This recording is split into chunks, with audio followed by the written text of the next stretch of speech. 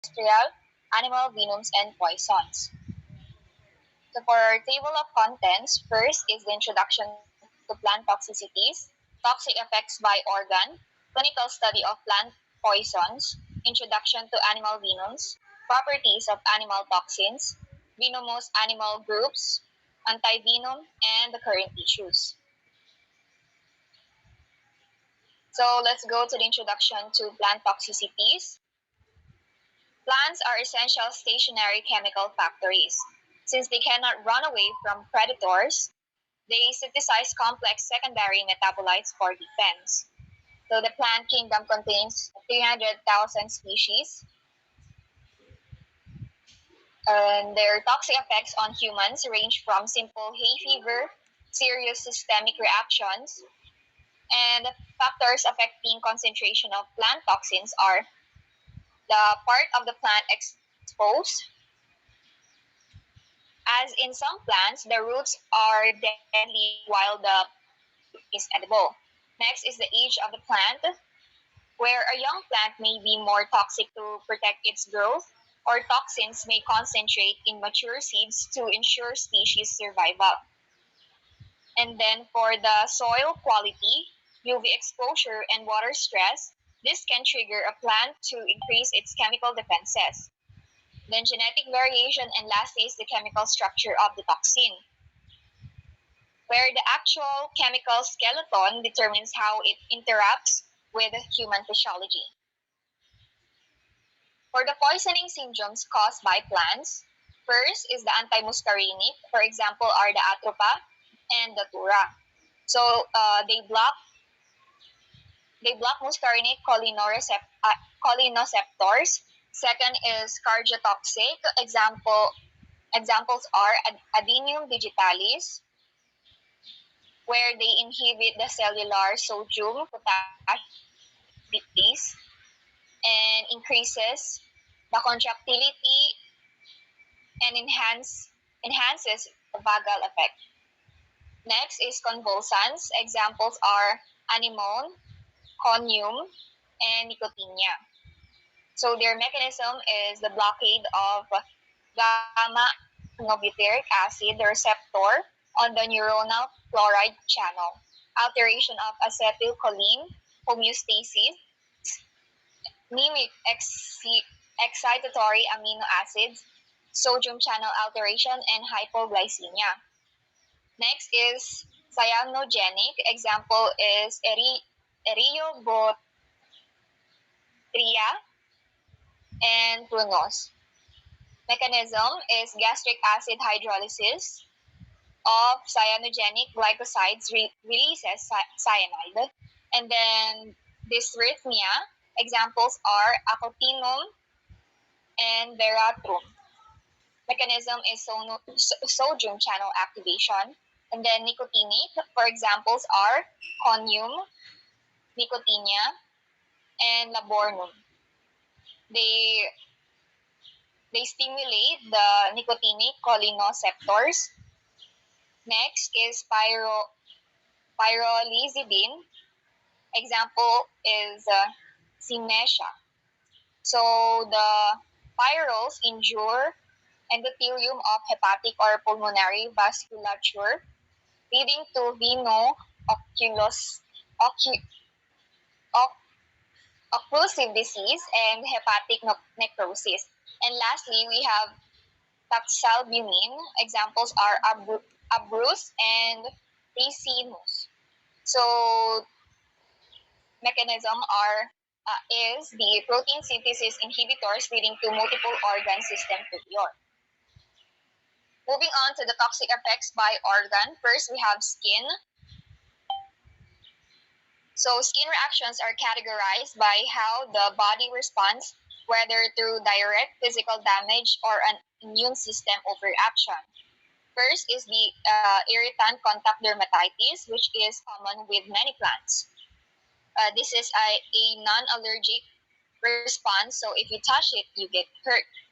Examples are nettles. These are tracheums, or yung microscopic needles. When you brush against them, the tips break off couple of inflammatory mediators like formic acid and histamine directly into the dermis. Next example is the cowhage, where the culprit here is the mucinin.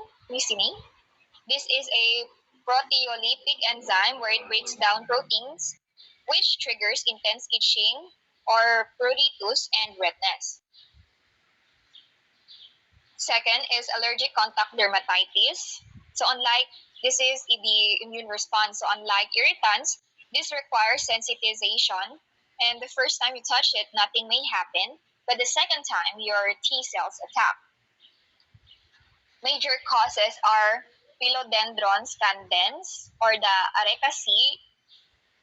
Arecaceae family and Taxicodendron groups of plants which contain Rus radicans or poison ivy, Rus diversiloba or poison oak, and Rus vernix or poison sumac. So the allergen for this is the urushiol. So because it is fat soluble or lipophilic, it easily slides through the skin's outer barrier or the stratum corneum.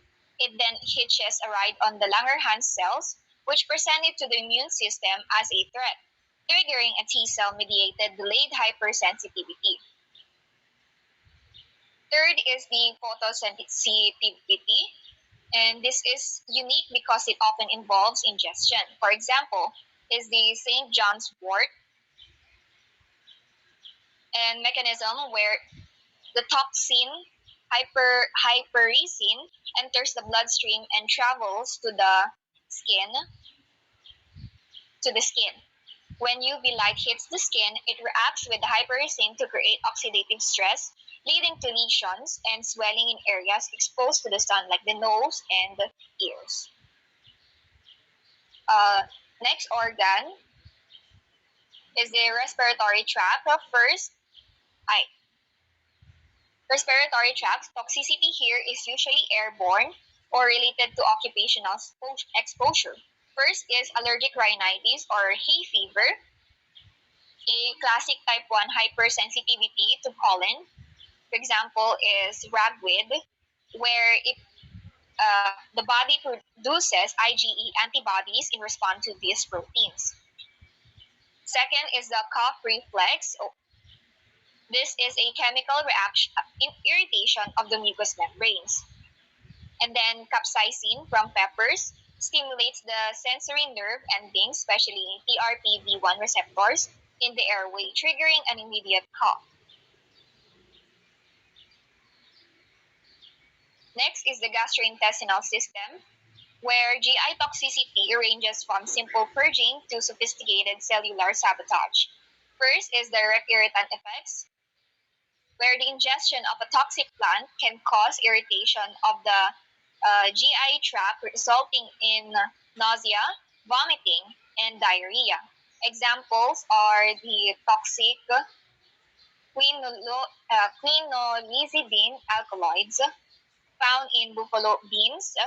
This affects the nervous and GI systems simultaneously, causing dizziness alongside vomiting.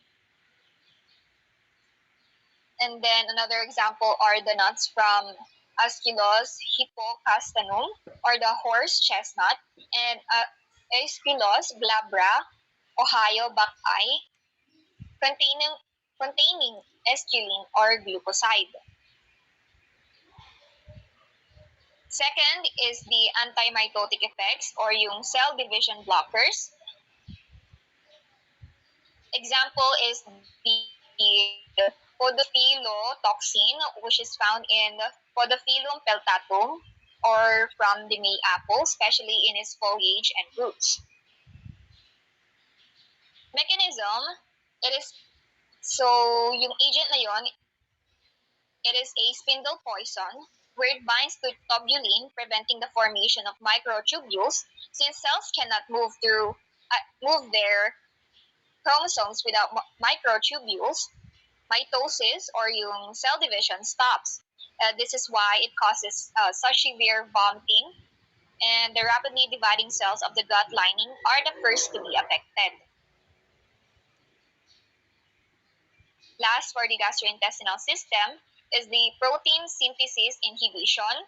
This is the most lethal mechanism found in the castor bean.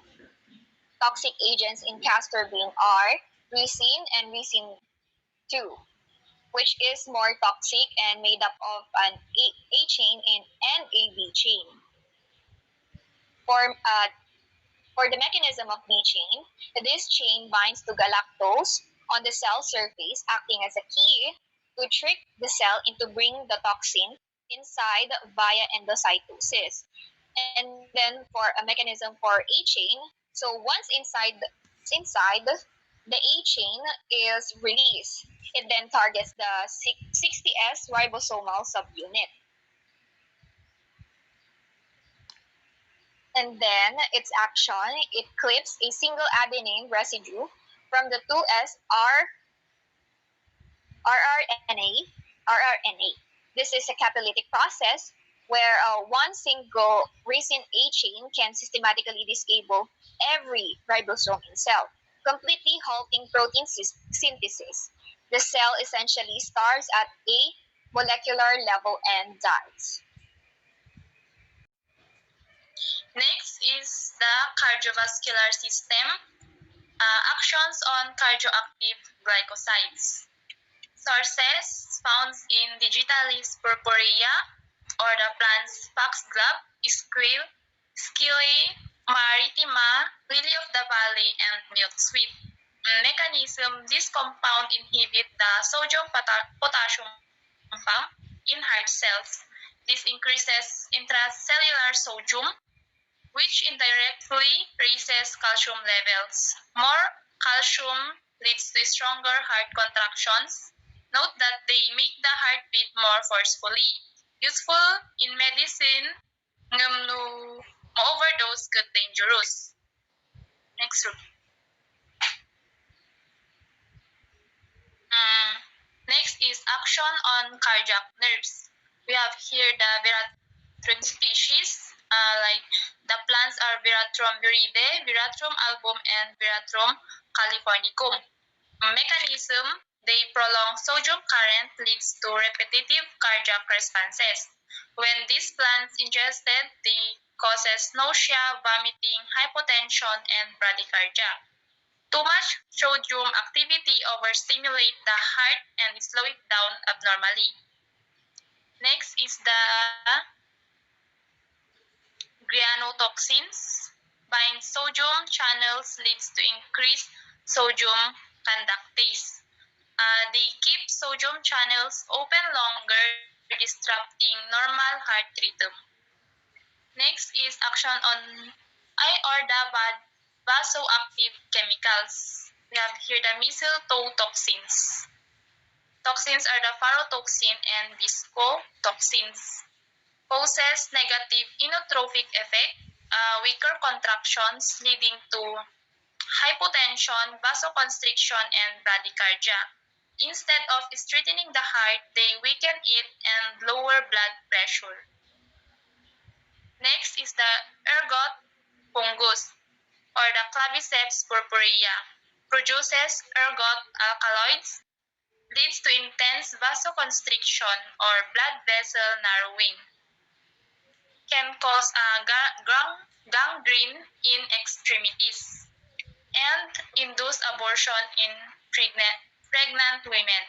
No gangrene is a death of body tissue due to lack of blood flow or a serious bacteria infection.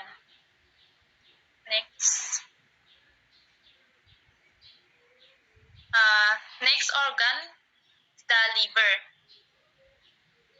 One is the hepatocyte damage. Ingestion of pyrrolizidine, plants of Senaciol genus. Toxins is the pyrrolizidine alkaloids.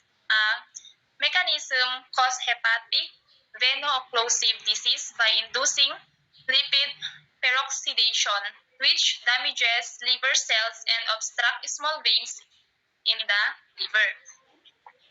When these alkaloids are classic plant toxins that directly injure the liver blood vessels. Next is the mushroom toxins. Poisonous mushrooms such as amita and gyromitra. Toxins here is the amatoxins. Mechanisms, they inhibit RNA polymerase II, blocking protein synthesis in cells. They damages the intestinal mucosa and kidneys, but the liver is the main target organ. Severe poisoning can lead to acute liver failure. Treatment. In extreme cases, a liver transplant may be the only option for survival because amita poisoning is one of the deadliest mushroom intoxication because it shut down the protein production in the liver cells. Next is the mycotoxins. Mycotoxins is sources Fusarium fungus contaminating corn. The effects is produces mycotoxin that are linked to esophageal cancer in human. Next organ. Next organ is the kidney and the bladder. We have here the carcinogen found in Pteridgium aquilinum or the bracken fern. Toxin here is the tacroloside or the norcesquiterpene glycoside. They alkylates DNA bases, the adenine and guanine, leads to chromosomal aberration.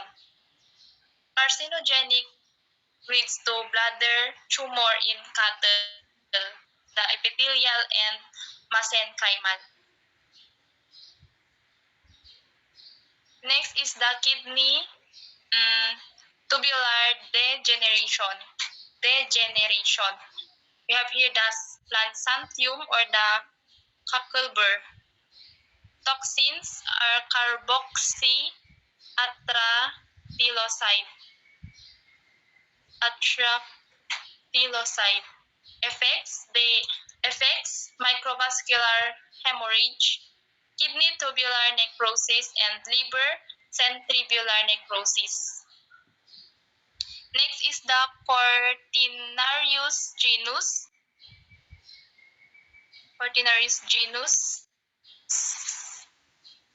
causes acute kidney injury.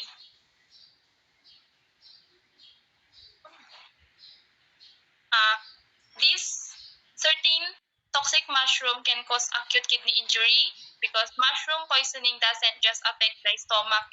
It can directly damage the kidney, leading to sudden loss of the kidney function. Next organ.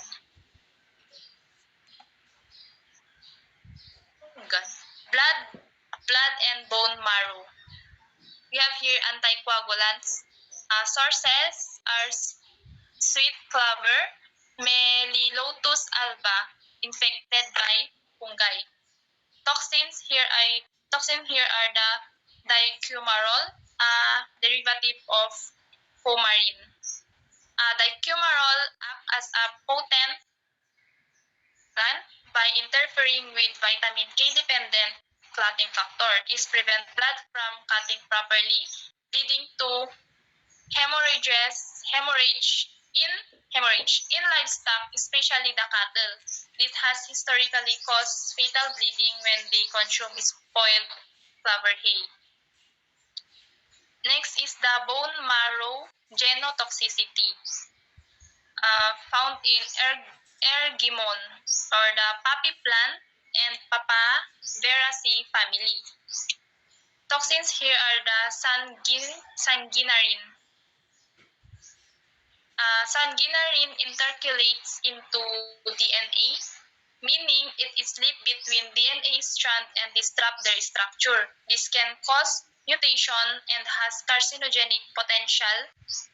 It damages bone marrow cells which are responsible for producing blood vessels. Next is the cyanogens. In sources are the apple, cherry, and peach kernels, and cassava or the manihot esculenta. Toxin here are the amygdalin in kernels and linamarin in cassava. This compound release hydrocyanic acid, the cyanide, when metabolized. Cyanide blocks the enzyme cytochrome oxidase in mitochondria, preventing cells from using oxygen.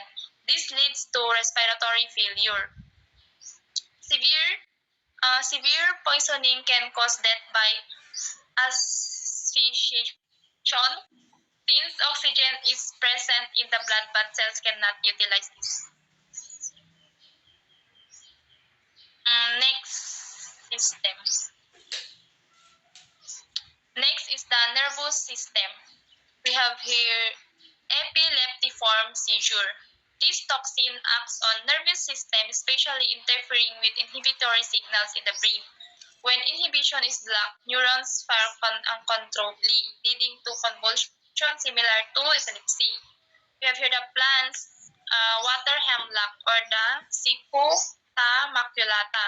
Toxins here are the cicutoxin, C17 polyacetylene. They bind to GABA-gated chloride channels, blocking inhibitions. When ingested, they can cause uncontrolled tonic-clonic convulsion and often fatal poisoning. Next is the mint family, the pennyroyal, sage, and Toxins here are the nanoterpenes found in essential oil. Effects: these compounds can trigger seizure by disrupting normal brain signaling. This plant produces toxin that remove the brain natural breaks the GABA inhibition, allowing excessive excitation and seizure activity. Next is excitatory amino acid. We have here the red algae, caenic acid. Caenic acid may be ingested by humans who eat filtered feeding mussels that have eaten red algae. Acute symptoms are most notably gastrointestinal distress, headache, confusion, and seizure. Severe exposure can result in severe memory loss. Next, Amita fungi. We have here the toxins, ibotenic acid, and mossimol. Produces CNS depression, hallucination, ataxia, hysteria, and myoclonic twitching and seizure. Next is psilocybe fungi, psilocin and psilocybin, known for hallucinogenic effect. Next, Ruby.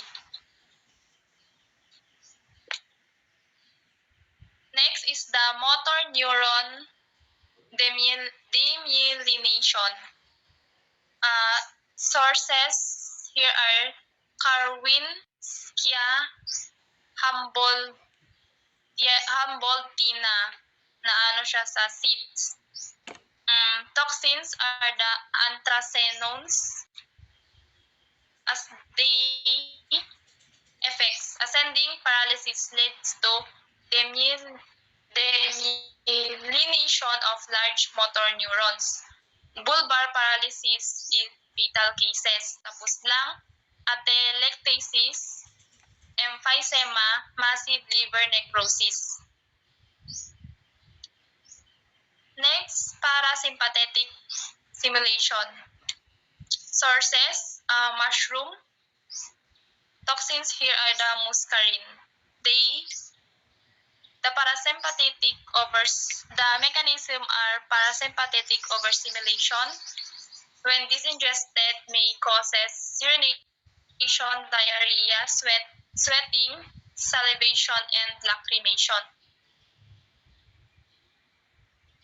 Next is sensory neuron block.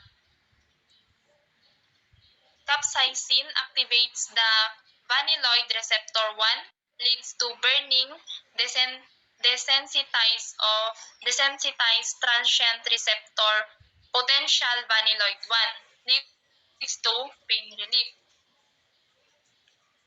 Used for chronic pain therapy and smooth muscle relaxation.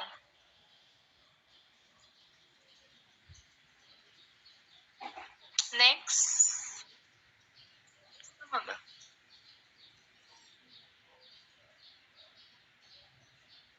Yeah, parasympathetic blocks. Sources, the datura is stramonium or the Jimson weed, Yosemus niger, or the henbane, Atropa belladonna, Duboisia myoporids. Toxins are the atropine, 1-hyoscyamine, scopolamine, or the belladonna alkaloids. They block the muscarinic receptor, leads to inhibit parasympathetic drive. This causes tachycardia, dry mouth, dilated pupils, and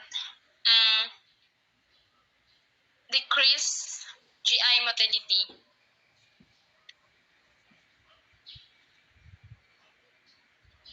Next,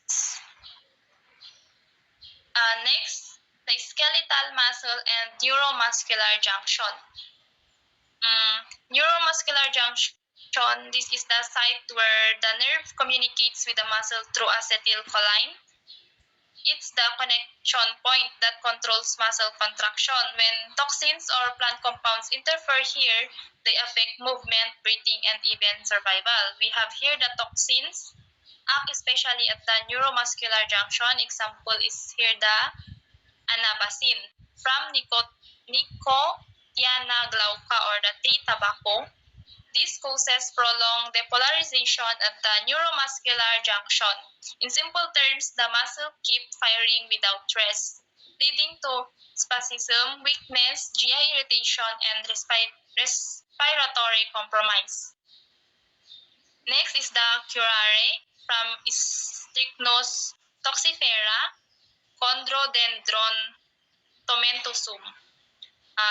This blocks the nicotinic acetylcholine receptors.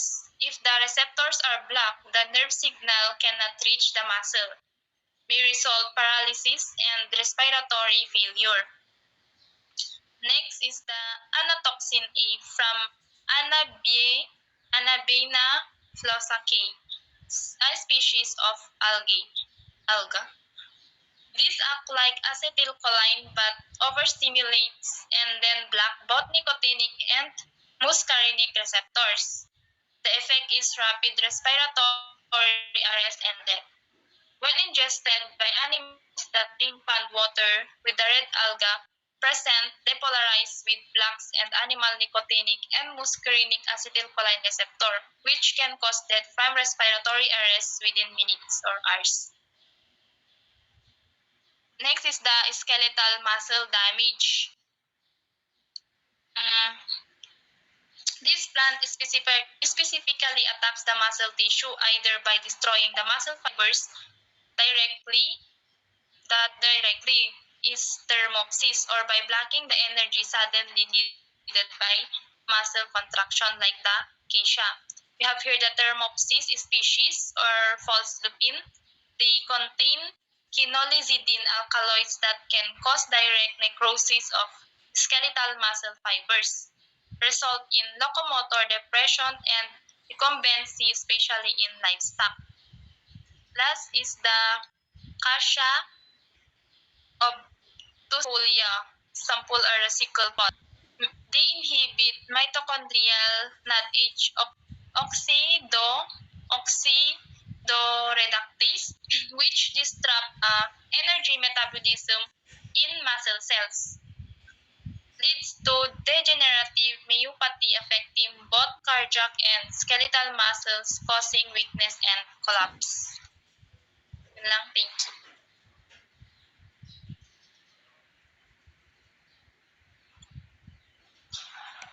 Oh, magina. Ay, sorry. Okay?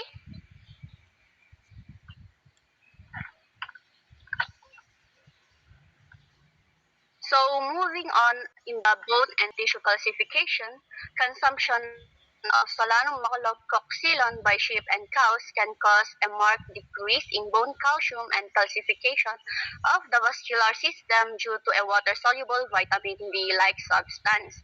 So, the source of bone and tissue calcification is Solanum malacocylon, commonly known as waxy leaf nightmare.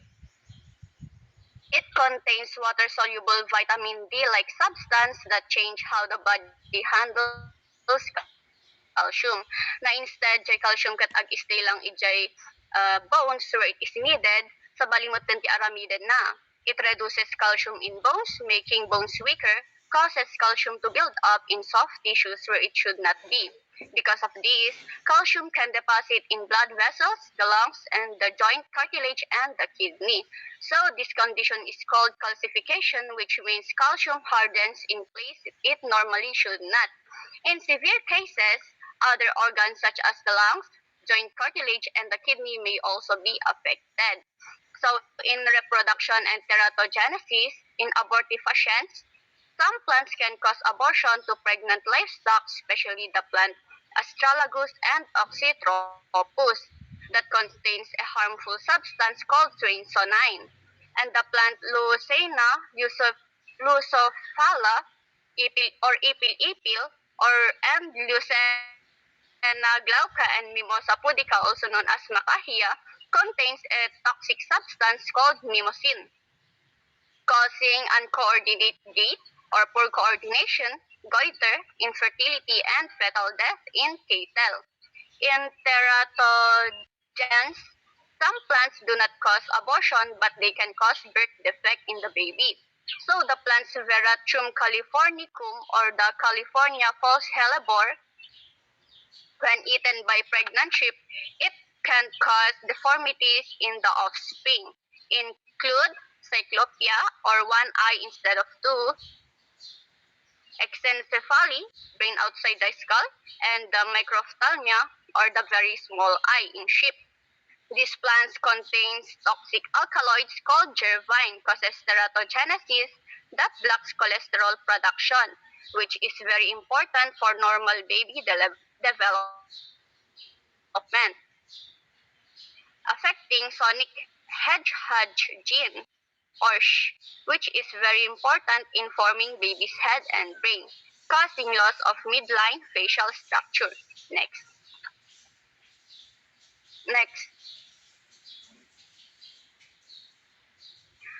So, moving on the clinical study of plant poisoning. So, all herbal remedies can be beneficial but toxic at high concentration, which means herbal medicine can be both helpful and harmful. At the right dose, they can treat illness, and at the high dose, they can become toxic, like the Uzara root extract that used to treat diarrhea. And it reduces chloride secretion by inhibiting sodium chloride pump, even with cholera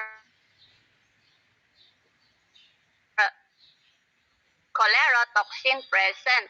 Testing, less water follows, less diarrhea even in the disease with like cholera. And in anemonin from ranunculus or buttercup, it reduces nitric oxide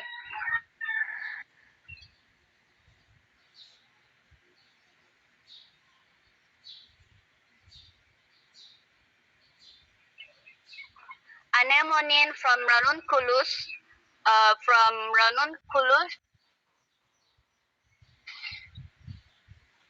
lessen inflammation, which means that anemonin lower nitric oxide, which is a substance causes inflammation, resulting in less swelling and inflammation.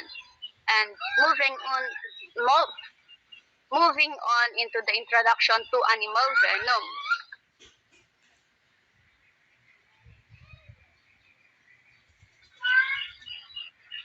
This explains the difference between venomous and poisonous animals. So venomous animals like snakes have a special gland that produce toxins through biting or stinging activity.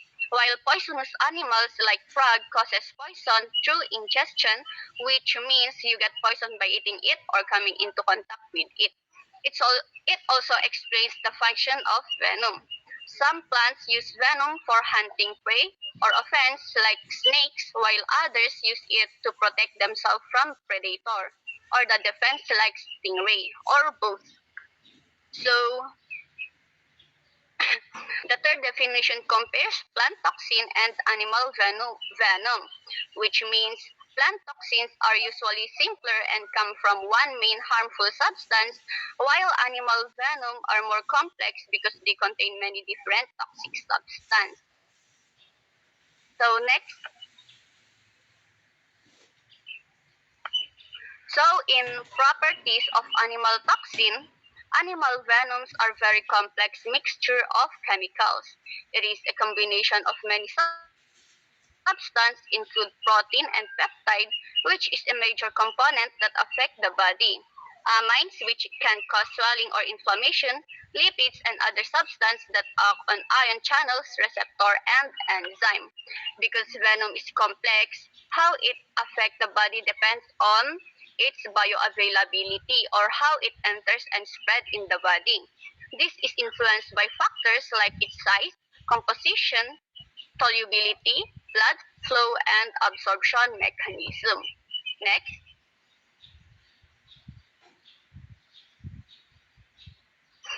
moving on in the arthropods. Arthropods are a large group of animals that includes arachnids like spiders and scorpions, myriapods like centipedes and millipedes, insects such as bugs, beetles like Easter beetles, Lepidoptera like butterflies, moths, and caterpillar, and Hymenoptera like ants, bees, and wasps. Many skin diseases can look like bites or stings from these animals, so they are sometimes mistaken for arthropods bites. Any arthropods may bite or sting without ejecting venom, which means not all of them inject venom when they bite or sting, meaning they may not cause serious effects. Next. Number one is the scorpion. Scorpion venom contain low molecular weight proteins, peptides, amino acids, nucleotides, and salts, among other components. So tivinum the scorpion cut isuti at the anti-different substance such as protein, peptides, and amino acids. These are chemicals that can affect our body, especially the nerves. So there are two main types of toxins, the short and long chain toxins. These toxins act on the ion channels, which are responsible for the transmission of the nerve signals. Tas nung maapektaran dayto, it may result in neurotoxicity when you damage the nervous system.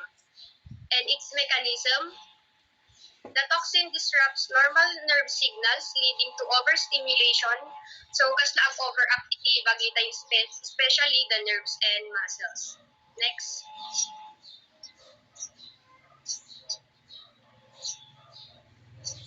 Next is the spider. Spiders are also arachnids and are usually predators that feed on insects. So isuda dagiti mga iti babasik na animals like insects. And their genome is also complex and contains different chemicals including toxins that affect the nervous system. Example of this is the Agelenopsis species or the funnel web spiders. These spiders produce toxins called agatoxins. There are three types, the alpha agatoxins, the mu agatoxins, and the omega agatoxins.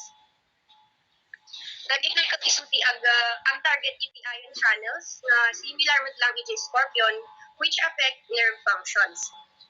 Next. Number 2, the Latrodectus species or the spider. It includes black widow, brown widow, and red-legged spider.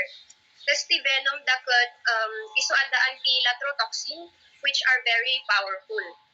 So daytoy latrotoxin kat isu ti mangpangado ti calcium ti ulit ti nerve cells, causing excessive release of neurotransmitters kasla exaggerate the signals in nerves. So symptoms of bites includes sharp pinprick pain followed by dull pain, muscle cramps, especially large muscles.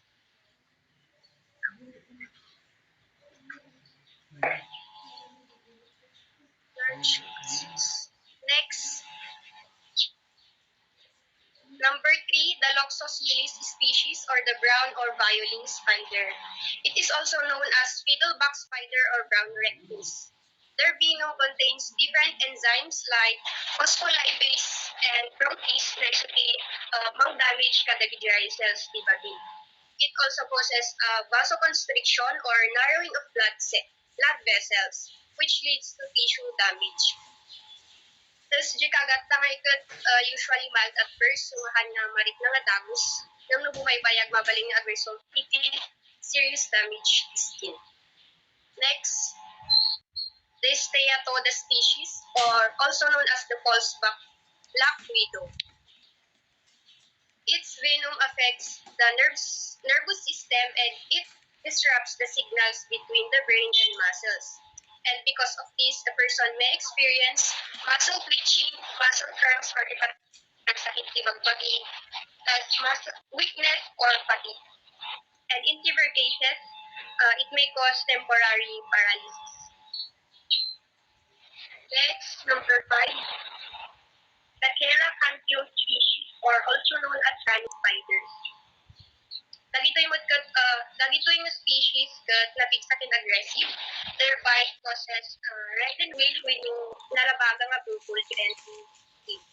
And this venom contains strong proteins, 60 kilodaltons, which causes the most of the effects.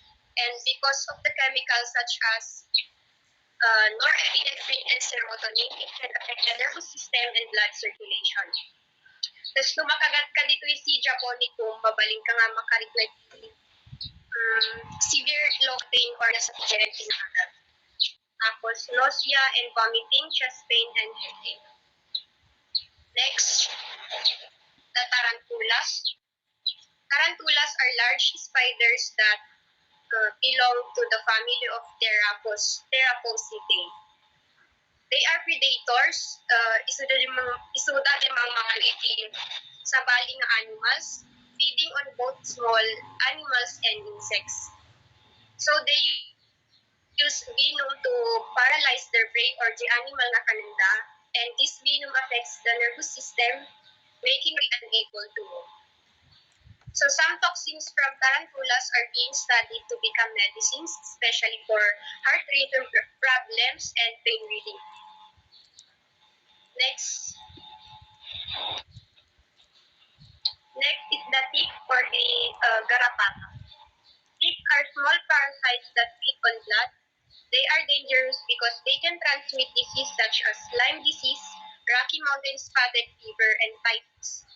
So tick paralysis, some ticks release toxins in their saliva which can cause paralysis. So example is the Ixodes scapularis.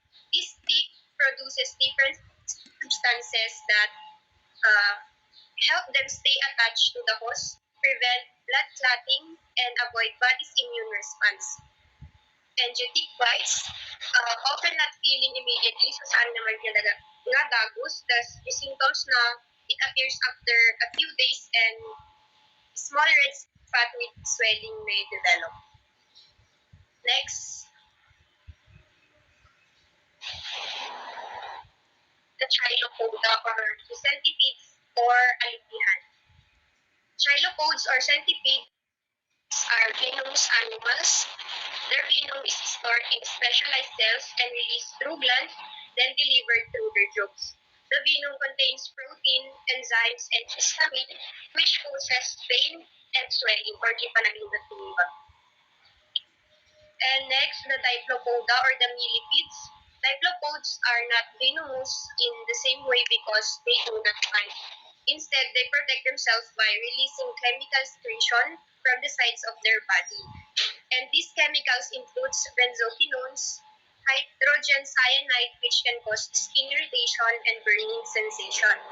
In short, millipedes got hanya at kagat, but they release chemicals for defense. Next is the insecta or the Heteroptera or true bugs. Heteroptera or true bugs are insects that can bite and release venom into the body. The venom of this bug has special effect on the body. It has appearance activity which helps prevent blood clotting. It lacks some enzymes like 5-nucleotidase and others, and it is also rich in proteins which break down protein in the body. And bite of Triatoma species or the kissing bugs. Triatoma are a type of true bug known for biting humans. So the effect na may gut pain, redness or erythema, itching, warm feeling in the bitten area, and sweating. And for the allergic people, to saliva, the reaction can become more serious and affect the whole body. So, Hymenoptera stings from ants, bees, wasps, and hornets pose significant clinical risks due to their potent venoms, which trigger pain, inflammation, potentially life-threatening systematic effects. So, true bugs like Triatroma species produce venom that has apirase activity which prevents blood clotting. Is rich in prosis, meaning it's break down proteins. So the effect of this in the body, it inhibits platelets, aggregations which affects the clotting. It causes pain, redness, itching, and swelling. And for allergic individuals, may develop systematic reactions like nausea and vomiting, and also angioedema. So their venom helps them feed on blood by preventing clotting damaging tissue. So for me, Sidae or the ants, they are the most ant stings or spray formic acid from their gaster. Clinically important species include harvesting ants like the Pogomi Remex and the fire ants like Phalaenopsis. So some important important species venom varies the venomous varies of these important species includes the Formicidae ants deliver 60% formic acid, causing chemical burns, while fire ants venoms are alkaloid rich. Fire ant sting produce a burning, swell, erythema, vesicles, prudent pustules, and potential crassings, and respiratory distress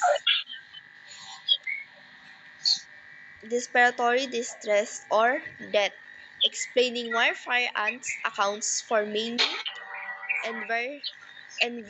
nations endemic areas. Next. Adipe or bees, this family encompasses honeybees, bumblebees, carpenter bees, and others. So, incidents or stings is rising, especially with aggressive Africanized bees. So, bee venom blends peptides enzymes, and amines. Pelitin disrupts cell membrane, depolarizing nororeceptors for sharp pain. Apamine blocks potassium channel, acting as potential lethal factors. Reaction starts with burning pain, erythema, edema, and itching. The systemic effects from 50 stings include respiratory dysfunctions, hemophilus, and hypertension. These include myocardial and hepatic damage. And less than 100 stings can be fatal, as seen in massive enviromissions. So, examples of the venom contains is the melittin, causes pain by affecting nerve cells. Apamine, this affects the nerve channels, and their symptoms include sharp pain, redness, swelling, and itching. So next is the Ves, the prey or the wasp, and homets. So wasp and homets delivers peptide heavy venoms including mastor, rapam, and crabolin. So the enzyme like phospholipase and high hyaluronidase degrades membranes and tissue, adding venom spread. Stings cause immediate pain, swelling, and hives.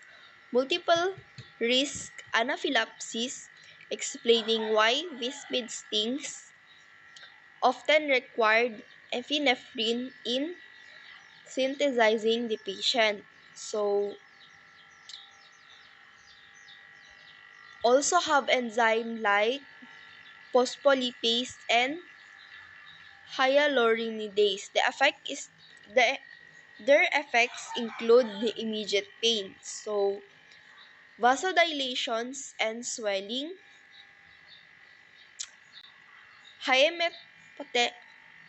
Hymenoptera venoms mainly cause pain, inflammations, and allergic reaction.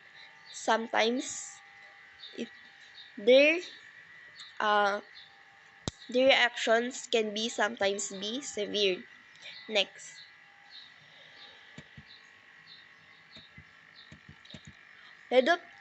Lepidoptera. This includes the Lepidoptera. These are the caterpillars, moth, and butterflies. So their stings via urticating hairs that embedded into the skin. So, injecting toxins like aristoric acid, candenolides, histamine, and fibronolic peptides from the venom gland. So, this cause irritations, allergy, edema, and bleeding diarrhea. So, mm,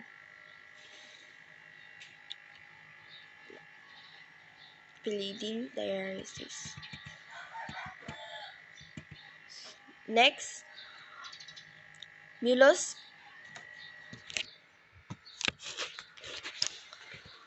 Mollusca cone snail. So, further, the venom chemists within the mucosa.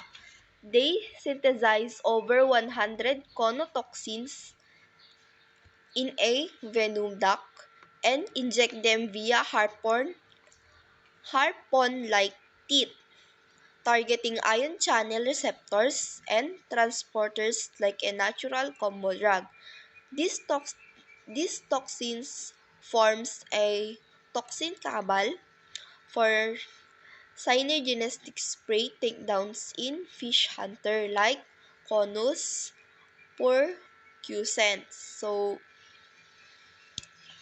the lightning strike cabal instance local paralysis via sodium channel inactivations and potassium black causing anoxal depolarizations and teratany. So, this snail used the harpoon-like teeth to inject venom.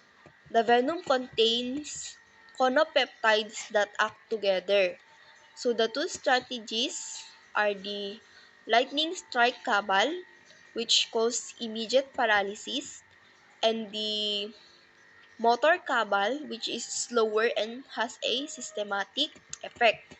So their venom act like a combination of drug targeting nerves very precisely. So this precision inspired drug like cyconotide for pain relief, bleeding predictions, and pharmacologic potential. Next.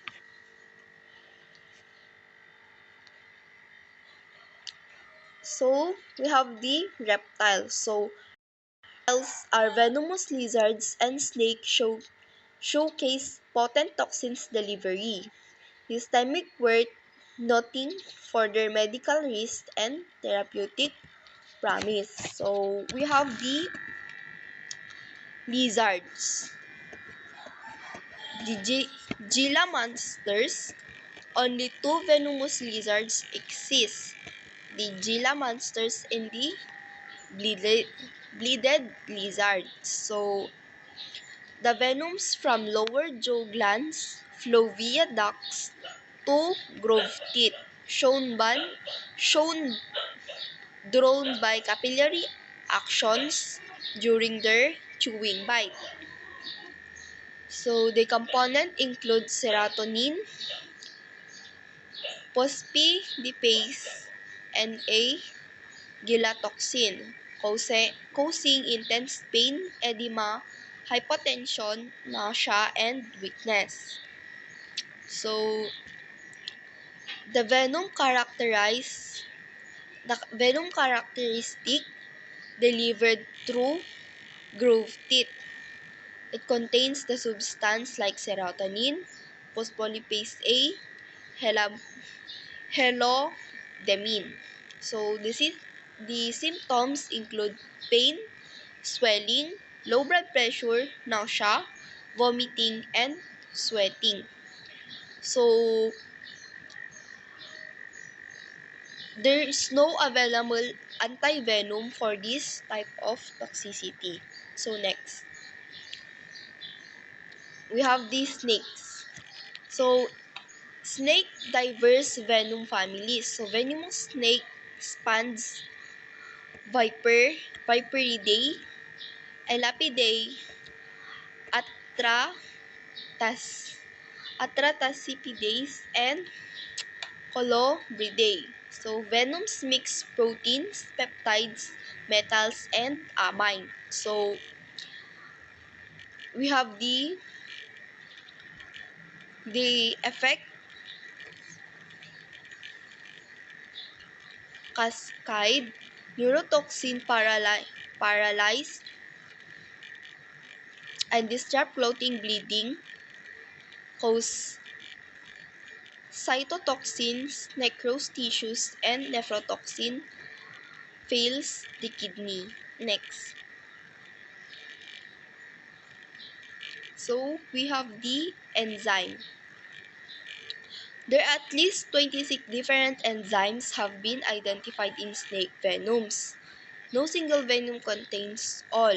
For example, is the proteolytic enzymes. These break down tissue proteins. Collagenase. This digests collagens in connective tissues. Hyaluronidinase. This spreading factors. Fibrinolytic enzymes break down fibrin clots.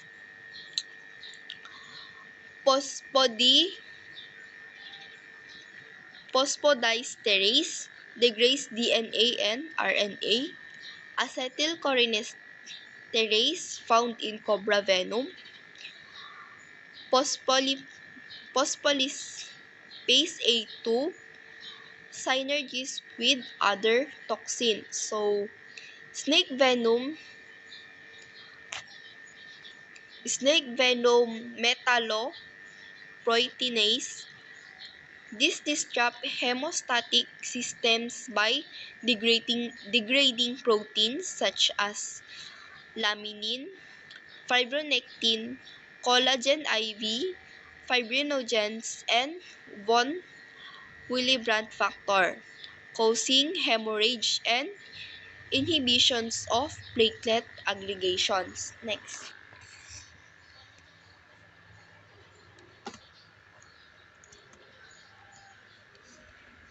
So we have the polypeptides. So polypeptides have a low molecular weight proteins that do not have enzymic activity with over 80 polypeptides with pharmacologic activity.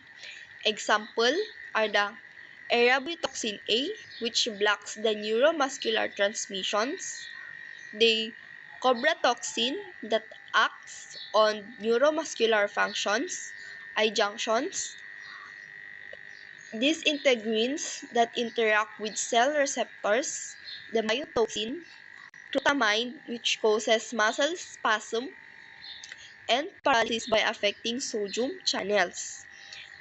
Next is the toxicity. So, venoms from rattlesnakes and other New World's cronatide cause damage to blood vessel, disruptions, and blood cells, and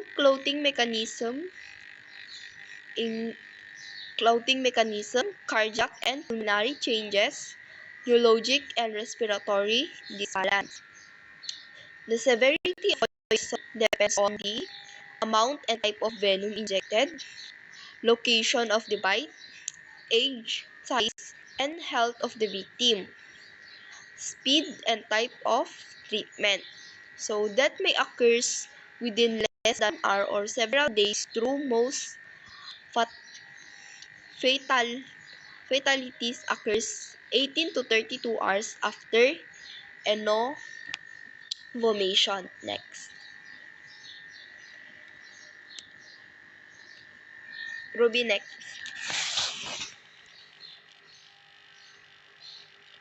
So we have this snake bite treatment. So general principles for every bite. Number 1 is the snake venom poisoning is a medical emergency requirement. Immediate attentions and the exercise of considerable judgment. So venom is a complex mixture of substance of which the proteins contribute the major deleterious properties, and the only adequate antidote is the use of specific or polyspecific antivenom. So not all bites from venomous snakes end in envenomations because venom may not be injected. Next.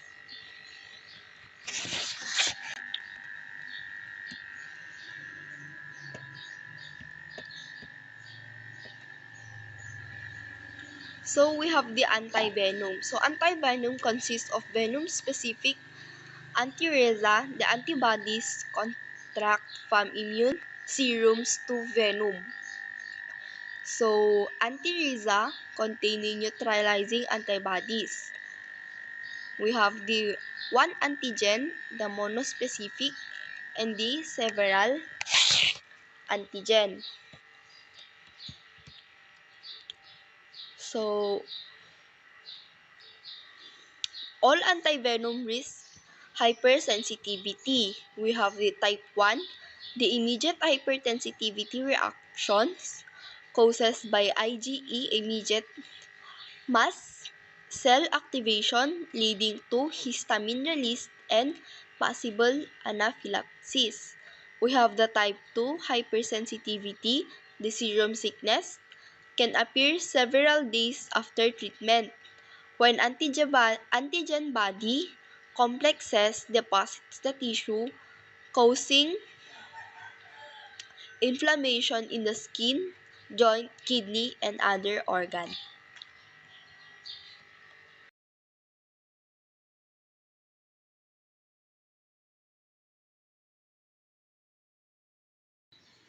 Okay, moving on to the current issues. First is tuba-tuba seed poisoning in the Philippines. So on September 2, 2023, the Regional Epidemiology and Surveillance Unit of the Department of Health Center Health Development in Calabarzon, Philippines, received a report of foodborne illness due to ingestion of tuba-tuba or Jatropha forecast seeds in Talao village, Lucena City. So the toxic agents for this are porcine, which is a highly toxic protein known as a toxalbumine, much like the resin found in castor beans. Um, from what I said from a while ago, cars porcine acts as a protein synthesis inhibitor. It inactivates the 60S ribosomal subunit, effectively killing cells by stopping their ability to produce protein. Then second toxic agent is forbol esters or diterpenoids. So these are the primary cause of the immediate gastrointestinal distress.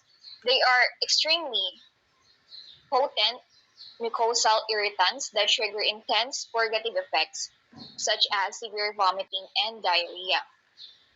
So cases were defined as previously well individuals who develop at least one of the following symptoms after eating tuba-tuba seeds. Symptoms like vomiting, abdominal pain, diarrhea, headache, or dizziness. Then 10 cases were identified ranging in age from 10 to 12 years old, and the onset of symptoms ranged from 1 to 4 hours after consumption. 6 of the cases were taken to the hospital, although 2 went home before being admitted. All recovered after 3 days. The most common symptom was vomiting. Other symptoms included abdominal pain, diarrhea, dizziness, and headache. So for the management and treatment, there is no specific antidote for Jatropha urcas poisoning, and management is entirely symptomatic and supportive. Next. So, one current health issue is the outbreak of death cup mushroom poisoning outbreak in the United States. The death cup mushroom or Amanita phalloides is one of the most poisonous mushroom in the world and can easily be mistaken for edible ones.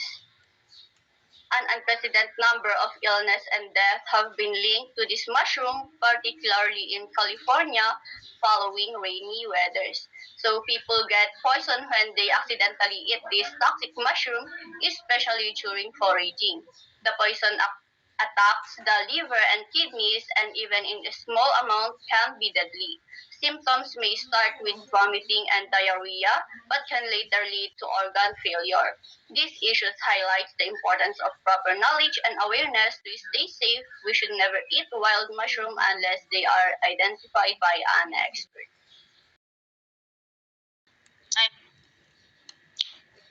Next current issues, the fatal snake bite envenomation here in the Philippines.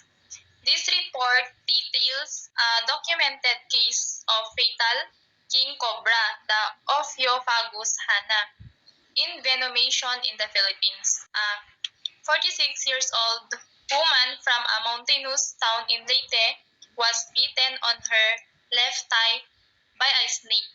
Despite receiving prompt medical attention including administration of fluids and oxygen, she was into arrest and succumbed within 2.5 hours of the bite.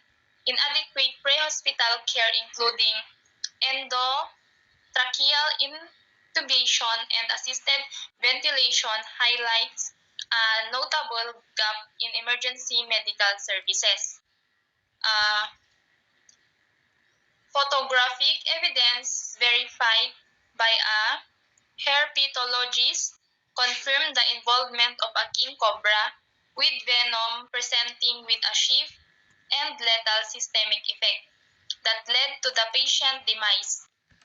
Despite minimal local manifestation, this incident accentuates the urgent need for accessible, effective anti-venom and improved snakebite management protocols in the Philippines. It also calls for heightened awareness and preparedness among pre-hospital healthcare providers and the public, alongside advocating for more research into snake bite envenomation.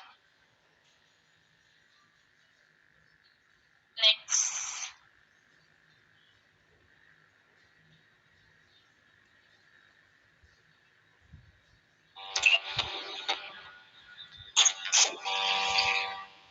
Next is the mass wasp sting incident in China. So in Moding country, two young siblings, a 7-year-old boy and his 2-year-old sister, were fatally attacked by swarms of wasps after wandering into nearby pine woods while accompanying their grandmother to farm work.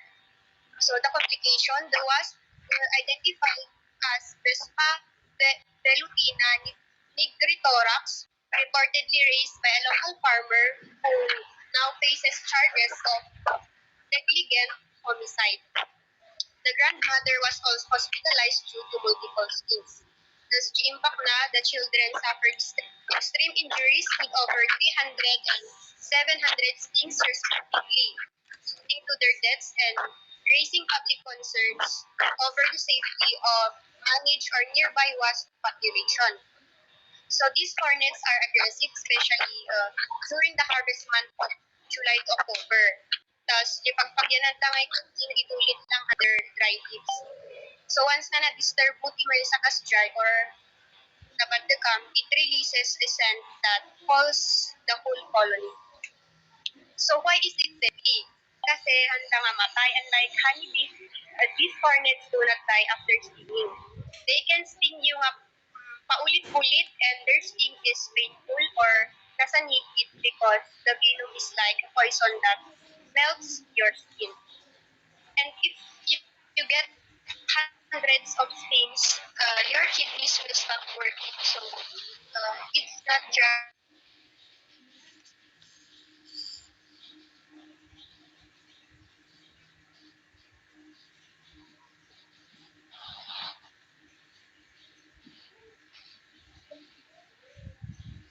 antihistamines, steroids, pain relief, and monitoring for organ failure.